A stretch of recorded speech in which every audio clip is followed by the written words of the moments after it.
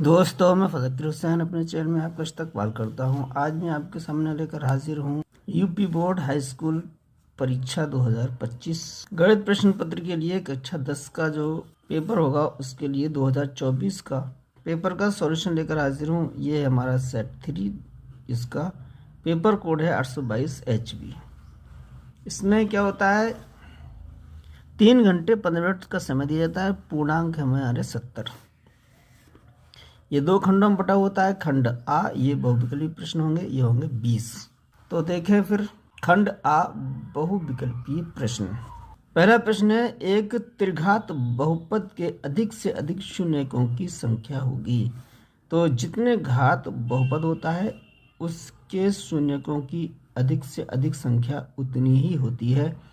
तो ये जो बहुपद दे रहे हैं वो त्रिघात बहुपद दे रहे हैं, तो फिर इसके अधिक से अधिक शून्यकों की संख्या 3 होगी। तो बी विकल्प इसका सही है। अगले प्रश्न में एक संख्या दी गई है 140, इसके अभाज्य गुणनखंड करना है। अभाज्य गुणनखंड करने के लिए 140 हमारी संख्या है, इसको हम लिख सकते हैं 14 ढाई 140 होता है, तो 10 गुणा 14 लिख सकते हैं। अब अभाज्य गुणनखंड करना है, 2 गुणनखंड इसके आगे हैं 10 और 14। 10 भी हमारा भाज्य है, 14 भाज्य है। इसको भी अभाज्य में अगर तोड़ें तो इसको लिख सकते हैं 2 गुणा 5, और 14 को लिख सकते हैं 7 गुणा 2। 7 दूनी 14, 5 दूनी 10। 2 5 7 2 ये हमारे क्या है, अभाज्य संख्या है। और ये इन सब अभाज्य संख्या को गुणा करें तो इसका 140 मान आ जाएगा। इसलिए इन अभाज्य संख्याओं को अभाज्य गुणनखंड कहेंगे, क्योंकि इनका गुणा करें तो ये 140 आ रहा है। तो इसको हम अगर अवरोही क्रम में लिख दें तो 2 गुणा 2 5 गुणा 7। 2 बार 2 है तो इस पे 2 पे घात 2 की संख्या इस पे लिख सकते हैं। तो 2 गुणा 2 स्क्वायर धन 2 स्क्वायर गुणा 5 गुणा 7, और यह 2 स्क्वायर गुणा 5 गुणा 7 सी विकल्प में, तो सी विकल्प इसका सही है। ये बहुविकल्पीय प्रश्न है। इन प्रश्नों के जो अंक होते हैं, हर प्रश्न का 1 अंक होता है। इसमें तीसरे प्रश्न में दिया गया है भाज्य भाजक भागफल एवं शेषफल में संबंध होगा। तो ये संबंध होता है भाज्य बराबर भाजक गुणा भागफल धन शेषफल। तो ये दिया है सी में जो संबंध दिया गया है वही संबंध सही है। तो सी विकल्प इसका सही है। अगले प्रश्न में एक रैखिक समीकरण x धन 2y धन 3 बराबर 0, ये 2 चरों वाला रैखिक समीकरण है। और दूसरा है ऋण 3x ऋण 6y धन 1 बराबर 0 के युग्म का हल होगा। तो इन समीकरण द्वारा जो हल होगा उसकी 3 कंडीशंस होती हैं, या तो अद्वितीय हल होगा, या कोई हल नहीं होगा, या अनंत हल होंगे। तो इसके लिए हमें क्या करना पड़ता है, ये हमारे समीकरण दिए गए हैं x धन 2y धन 3 बराबर 0, ये पहला समीकरण है। ऋण 3x ऋण 6y धन 1 बराबर 0, ये दूसरा समीकरण है। अब इसको हम अगर ये माने ax plus by plus c बराबर 0, तो ये मानक रूप आ जाएगा 2 चर वाला एक रैखिक समीकरण का। तो यहाँ x का गुणांक a कहलाएगा, y का गुणांक b कहलाएगा, अचर पद c कहलाएगा। पहले समीकरण के हैं तो a1 a2 हो जाएंगे। पहले समीकरण के हैं ये a1 b1 c1। दूसरे समीकरण मान लेंगे a2 c2 a2 b2 c2। तो अगर a1 अपॉन a2 यानी x के गुणांकों का अनुपात यहाँ पर 1 है या ऋण 3 है, फिर y के गुणांकों का अनुपात b1 बाई b2 2 बट्टे ऋण 6, इससे 2 से कट जाए तो 1 कम 2 2 3 6, तो 1 बट्टे ऋण 3 ये आ जाएगा। और c1 अपॉन c2 बराबर ये आ जाएगा 3 बट्टे 1। तो अब यहाँ इससे तुलना करें a1 अपॉन a2 और b1 अपॉन b2, 1 बट्टे ऋण 3 1 बट्टे ऋण 3, यानी ये दोनों बराबर हैं। यहाँ से हमने क्या किया है, देख रहे हैं a1 अपॉन a2 बराबर है b1 अपॉन b2। तो अगर ये चीज़ बराबर है और ये बराबर नहीं है c1 अपॉन c2, ये 3 बट्टे 1 है, तो फिर ये कंडीशन बन रही है कोई हल न होने की, यानी कोई हल नहीं होगा। तो हमको मालूम है ये a1/a2 बराबर b1/b2 हो और बराबर न हो c1 c2 के, तो इसमें कोई हल नहीं होता है। तो अमरपद द्रव्यमान अद्वितीय ये नहीं होगा, 2 नहीं होगा, ये इनमें से कोई नहीं, तो डी विकल्प इसका सही है। इस प्रश्न में ये समांतर श्रेणी दी गई है -5 -1 3 और 7 और इसके आगे और भी पद होंगे, तो इसका सार्व अंतर निकालना है। सार्व अंतर का मतलब हर पद में कितना अंतर है, तो ये सार्व अंतर निकालने के लिए कोई से 2 पद ले लें यानी क्रमांगत, और उनको अगले वाले पद में से पिछले वाले पद को घटाना है। 3 में से ऋण 1 घटा दें, 3 ऋण 1 में 3 में से ऋण 1 घटाया तो ये माइनस प्लस हो गया, तो ये आ जाएगा 4। 7 में से 3 घटाओ तब भी 4 आएगा, ऋण 1 में से ऋण 5 घटाओ तब भी धन 4 आएगा। तो इस तरीके से ये 2 पदों के बीच का अंतर है, यानी 2 क्रमांगत पदों के बीच का अंतर 4 है, इसी को हम सार्व अंतर कहते हैं। 4 है हमारे डी विकल्प में, तो डी विकल्प ही इसका सही है। अगला प्रश्न दिया है द्विघात समीकरण। ये द्विघात समीकरण है ax² + bx + c, ये मानक रूप है समीकरण का, द्विघात समीकरण का। तो इसको हम विविक्त कर निकालना है। तो विविक्त कर क्या होगा, इसमें विविक्त कर हमें याद रहना चाहिए। ये विविक्त कर जो है x का गुणांक का वर्ग b² - 4 x² गुणांक और c यानी अचर पद b² - 4ac, ये हमारा कहलाता है विविक्त कर। तो b² - 4ac, ये 2ac नहीं होगा, b² - 4ac यही सही है, सी विकल्प इसका सही है। ये हमारे 2 बिंदु दिए गए हैं, 2 3 4 1, इन दोनों के बीच की दूरी निकालना है कि ये कितनी दूरी पर स्थित हैं। दो बिंदुओं के बीच की दूरी ये हमारे क्या होती है, ये हमारा भुज है और ये कोट है x1/1, ये दूसरे बिंदु की भुज और कोटि है x2/2। तो ये फॉर्मूला होता है x2 - x1 का स्क्वायर प्लस y2 - y1 का होल स्क्वायर। इसका मतलब है कि हम अगली वाले जो भुज है उस भुज में से पिछले बिंदु की भुज को घटा देंगे, 4 - 2 का वर्ग, और अगले बिंदु की कोटि है उसमें से पिछले बिंदु की कोटि घटा देंगे, 1 - 3 का होल वर्ग। इसे हल कर देंगे, 4 में से 2 घटाए 2 बचे, 2 का स्क्वायर, 1 में से 3 घटाए तो -2 बचे, ये 2 का स्क्वायर। ये हो गया हमारा 2 का वर्ग 4, धन ऋण 2 का वर्ग भी धन 4 होगा। ये होगा 4 + 4 8, इसको हम गुणनखंड कर लें, 2 × 2 × 2, 2 दूनी 4 दूनी 8, ये जोड़ा बन गया है। तो ये 2 बाहर आ जाएगा और कोष्ठक के अंदर ये वाला 2 रह जाएगा। तो ये दूरी आ जाएगी दोनों बिंदुओं के बीच की दूरी 2√2। 2√2 है हमारे बी विकल्प में, तो बी विकल्प ही इसका सही है। अगले प्रश्न में क्या है कि एक समीकरण दिया गया है और वो समीकरण है 3x² - 12x + m, ये है बराबर 0 के। इस समीकरण को हम ax² + bx + c से तुलना करते हैं, बराबर 0। तो यहाँ से तुलना करेंगे, a बराबर 3, b बराबर -12 और c बराबर है m। यहाँ पर दिया गया है कि मूल बराबर हैं। अगर मूल बराबर होते हैं तो b² - 4ac बराबर 0 होता है। ये हमें याद रखना है, मूल बराबर होने की शर्त कब पूरी होगी, जब b² - 4ac बराबर 0 हो। b² का मतलब है -12 का स्क्वायर, -4 × a है 3 और c है m बराबर 0। ये एक समीकरण बन गया है, एक चर वाला रैखिक समीकरण। तो m की वैल्यू हम निकालेंगे, 12 का वर्ग करें तो ये हो जाएगा 144, 4 × 12, ये हो गया 12m। अब क्या करेंगे, दोनों समीकरणों में 12 का भाग दे देंगे। तो 144/12 माइनस 12m/12 बराबर 0/12।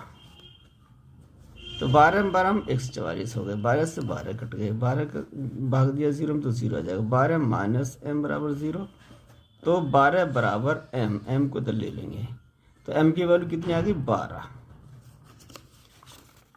12 दिया गया हमारे डी विकल्प में, तो डी विकल्प भी इसका सही है। एक समबाहु त्रिभुज ABC की भुजाएं 2a हैं, उसके प्रत्येक शीर्ष लंब की लंबाई कितनी होगी। तो शीर्ष लंब की लंबाई निकालने के लिए ये हमारा समबाहु त्रिभुज है, इसकी 2a है, इसकी भी 2a है, इसको हम लंब डालेंगे इस पर, तो ये हमारा ये पूरी 2a है, a ये हो जाएगी, a ये हो जाएगी। तो ये हमारा क्या हो जाएगा, ये कर्ण बन जाएगी इसके लिए, ये समकोण त्रिभुज है, ये आधार और ये लंब। तो लंब निकालना है, तो लंब बराबर कितनी आएगी, रूट के अंदर कर्ण का वर्ग 2a का स्क्वायर माइनस आधार का वर्ग a का स्क्वायर। तो इससे हम निकाल लेंगे 2 दूनी 4, a का वर्ग माइनस a का वर्ग। यहाँ से देखें तो 4 हो गया, 4 में से 1 a स्क्वायर घट गया, ये आ जाएगा रूट के अंदर 3a स्क्वायर। a पर देखा तो रूट से a की वर्ग घट जाएगा, तो a बराबर a रूट 3 आ जाएगा, a बाहर आ गया। तो जो लंब हमारा निकलेगा, ऐसा समबाहु त्रिभुज जिसकी प्रत्येक भुजा 2a है, उसके शीर्ष लंब की लंबाई आ जाएगी a रूट 3। ये है सी विकल्प में, तो सी विकल्प भी इसका सही है। ये सारणी दी गई है, इसका माध्य निकालना है। इसको हल करने के लिए क्या करेंगे, एक लंबवत सारणी बनाएंगे। तो ये हमारा क्या है, वर्ग अंतराल 1 से 3, 3 से 5, 5 से 7, 7 से 9 और 9 से 11। अब इसको हम इन दोनों का माध्य ले लेंगे, माध्यमान, यानी इन दोनों, ये लोअर लिमिट है और ये अपर लिमिट है, इन दोनों जोड़ेंगे, 3 और 1 4 हो जाएगा, 4 के करेंगे आधे, ये आ जाएगा 2, ये हो जाएंगे दोनों 8, 8 के आधे 4 और 12 के आधे 6, 16 के आधे 8, 20 के आधे 10। अब हमारे पास ये बारंबारता, ये हमारी f है, 3 2 4 2 3। अब हमारा हम क्या करते हैं, इसमें माध्य निकालने के लिए f(x) का गुणा करते हैं। ये हमारा माध्यमान होगा, x होगा, तो f(x) गुणा करेंगे 3 का 2 में, 3 दूनी 6, 4 दूनी 8, 6 चौक 24, 8 दूनी 16 और 10 दिया 30।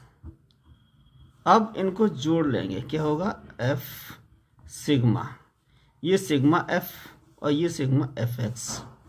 इसको जोड़ा हमने बारंबारता को, तो जोड़ा कितना आएगा, 3 2 5, 4 9, 2 11 और 3 14। इसी तरीके से इसको जोड़ लिया, 6 8 14, 14 24 38, 38 16 54 और 30 84। तो इसमें देखें, ये हमारी f को जोड़ा 14, ये हो गई हमारी सिग्मा f 14, और ये हमारे fx, इनको जोड़ा है 84, तो ये आ जाएगी सिग्मा fx, ये आ जाएगा 84। अब हमारा जो माध्य होता है वो होता है sigma fx upon sigma f, यानी 84/14। अब इसको हम भाग दे लेंगे, पहले 2 से काट दिया हमने, 7, 2 चौक 8, 2 दूनी 4। अब 7 छिक्का 42, यहीं पर 12 पड़ते तो 14 छिक्का 84, तो ये आ जाएगा माध्य, क्या आ गया हमारा 6। तो ये 6 है हमारा डी विकल्प में, तो डी विकल्प भी इसका सही है। 11वां प्रश्न है, ये sin 27/cos 63 का मान होगा। तो ये है हमारा sin 27 डिग्री बटे cos 63 डिग्री। तो इसका मान कितना होना चाहिए, हम डायरेक्टली इसे लिख सकते हैं 1। इसको हम डायरेक्टली याद रखें, साइन कॉस, टेन कॉट और सेक कोसेक ये आपस में इन्वर्सली प्रोपोर्शनल होते हैं। अब अंश या हर में ये दोनों हो, कोई सा अंश हो कोई सा हर हो, तो ये दोनों हो, ये दोनों हो, ये दोनों हो, और इनके कोणों का योग क्या हो, 90 डिग्री हो, तो उसका मान क्या होगा, 1 हो जाएगा। कैसे दिखाएंगे? ये हमारा साइन 27 है और इसके बटे में है कॉस 63। इन दोनों में से एक को बदलना है, तो चाहे ऊपर वाले को बदलना है, साइन 27 को लिखना है हमें 90 में से कितने घटाएं कि ये 27 रह जाए, तो ये 63 हो गए बटे कॉस 63। अब साइन 90 माइनस थीटा ये हमें याद होना चाहिए, ये होता है साइन 90 माइनस थीटा बराबर कॉस थीटा। तो थीटा की जगह हमारे 63 हैं, तो साइन 90 माइनस 63 ये हो जाएगा कॉस 63 अंश में, और हर में भी कॉस 63 है, तो कॉस 63 से कॉस 63 कट जाएगा और ये आंसर आ जाएगा 1 है हमारा ए विकल्प में, तो ए विकल्प ही इसका सही है। यदि कॉस ए बराबर √3/2 हो तो साइन 2a का मान होगा। तो कॉस ए का मान है, कॉस ए का मान √3/2। हम जानते हैं ये कोण में अगर ले लें तो कॉस में कॉस 30 का मान होता है, तो ए की वैल्यू आ गई हमारी 30 डिग्री। तो साइन 2a बराबर होता है 2 cos A sign A. 2 cos A की वैल्यू √3/2, साइन ए की वैल्यू कितनी हो जाएगी, साइन 30 हो जाएगा, ये ए की वैल्यू 30 आई है, तो ये 2 से 2 कैंसिल हो गया, √3 और साइन 30 का मान 1/2, तो ये आ जाएगा √3/2। तो यहाँ पर √3/2 है डी विकल्प में, तो डी विकल्प ही इसका सही है। अगला प्रश्न है 1 + tan² बटे 1 + cot² का मान होगा। तो ये हम जानते हैं 1 + tan² बटे 1 + cot²। इसकी वैल्यू हो जाएगी हमारी sec²। 1 + cot² की वैल्यू हो जाएगी cosec²।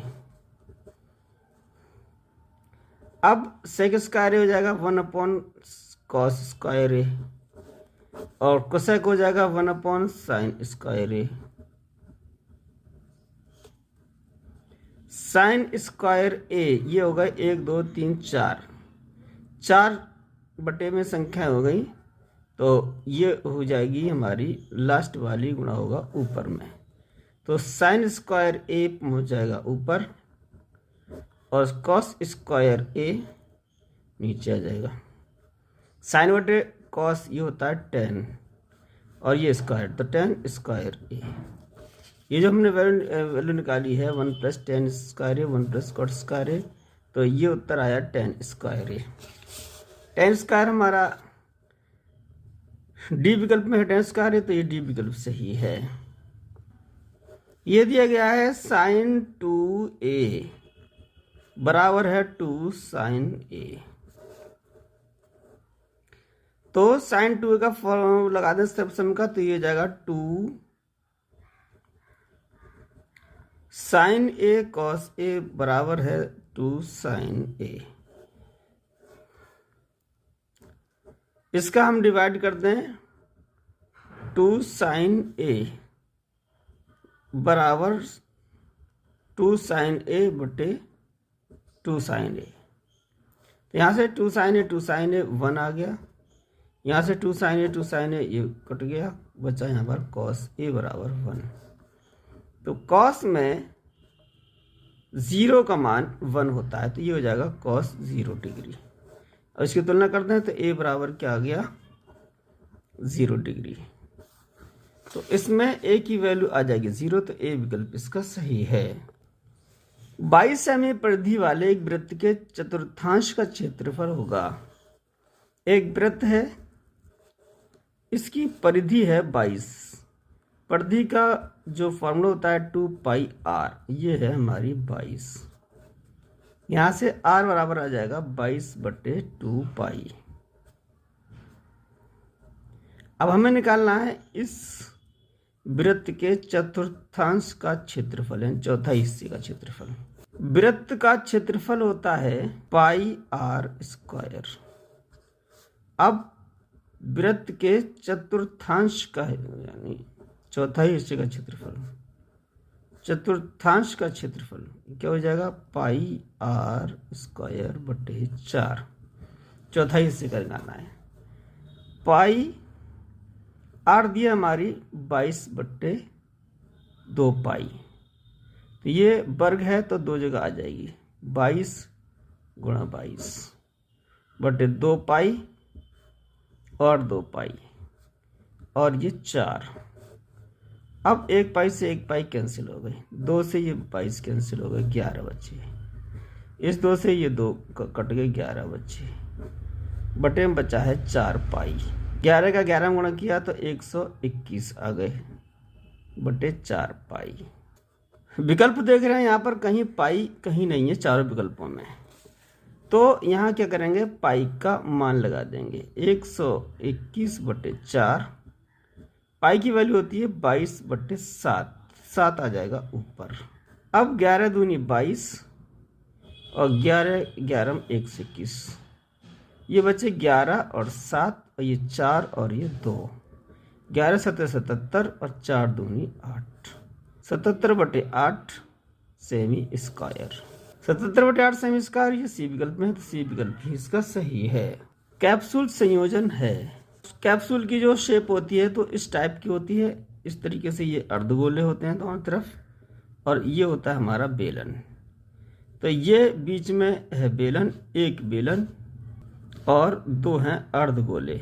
तो इस प्रकार ऑप्शंस में दिया गया है एक बेलन एवं 2 अर्धगोलों का संयोजन है कैप्सूल, तो बी विकल्प इसका सही है। यदि कुछ आंकड़ों का माध्य तथा बहुलक 32 है और 35 है तो उनका माध्य क्या होगा। तो ये हमारा माध्य दिया गया है 32 और बहुलक ये दिया है हमारा 35, तो उनका माध्यक निकालना है। माध्यक निकालने के लिए एक फॉर्मूला होता है, इनका माध्य और बहुलक और माध्यक के बीच में एक रिलेशन होता है, एक संबंध होता है। ये होता है हमारा बहुलक बराबर 3 गुणा माध्यक ऋण 2 गुणा माध्य। यहाँ इसकी वैल्यू लगा देंगे। ये हमारा माध्य है 32, बहुलक है 35, 3 गुणा माध्यक हमें निकालना है, ऋण 2 गुणा माध्य है 32। 32 दूनी 64, इधर ले लेंगे इसको, 35 धन 64 आ जाएगा, और 3 को इधर ले लेंगे बटे में, तो ये आ जाएगा माध्य की वैल्यू 4 5 9 और 6 3 9 बटे 3 बराबर माध्यक 3 से डिवाइड हो जाएंगे, 3 त्रिक 9 3 त्रिक 9, यानी जो माध्यक की वैल्यू आई है वो आई है 33, और 33 है हमारे डी विकल्प में, तो डी विकल्प ही इसका सही है। निम्नलिखित बारंबारता सारणी का बहुलक वर्ग होगा। ये वर्ग अंतराल दिया गया है 0 5 5 10 10 15 15 20 और 20 25। ये बारंबारता है 8 7 18 19 6। तो जिस वर्ग अंतराल की सबसे अधिक बारंबारता होगी वही बहुलक वर्ग कहलाएगा। तो इसमें देखते हैं सबसे अधिक बारंबारता किसकी है, 15 20, यानी 19 है इसकी बारंबारता, तो यही हमारा बहुलक कहलाएगा, और इसकी जो वर्ग अंतराल होगा वही बहुलक वर्ग कहलाता है। तो 15 20 बहुलक वर्ग है बी विकल्प में, तो बी विकल्प ही इसका सही है। 2 पासों को एक साथ उठाने पर दोनों पासों पर प्राप्त संख्याओं का योगफल 10 होने की प्रायिकता होगी। तो 2 पासे हमारे एक साथ फेंके जा रहे हैं, तो दोनों पासों पर प्राप्त संख्याओं का योग कितना होगा। तो योग कितनी बार हो सकता है, तो यहाँ पर 1 हो और इसमें ज़्यादा ज़्यादा 6 होंगे, तो 10 होने के लिए इसमें 4 हों, इसमें 6 हों।